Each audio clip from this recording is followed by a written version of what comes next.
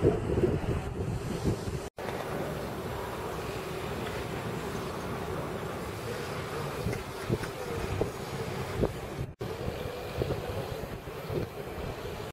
this is Wade Shepard from theChinaChronicle.com, and I'm here in Pujiang, or a new development in Pujiang, which is about 15 or so kilometers south of Shanghai on the east side, in Puxi, or Pudong, on the east side of the Huangpu River.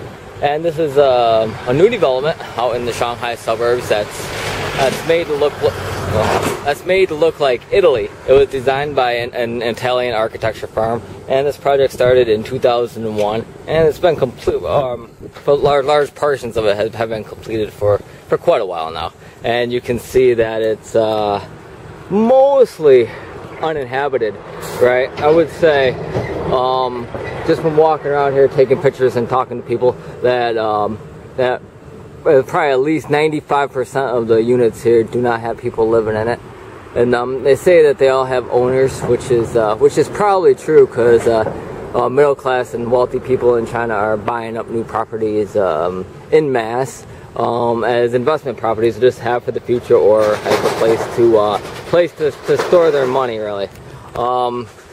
And just walk around this Italian theme. Well, it's not Italian themed, it's Italian built. I mean, they built an Italian city for Chinese people in Shanghai.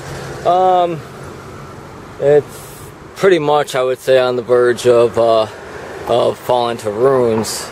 I mean, you can see the wear and tear just from buildings not having any people living in them for, I don't know, probably about 10 years. Parts of this development have been open for at least 10 years now, and there's pretty much nobody here.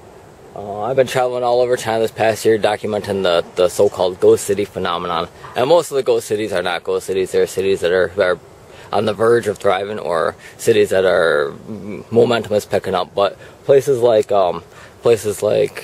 this Italian town in Pujiang, there's pretty much I can't see much momentum here. I mean, they're still building.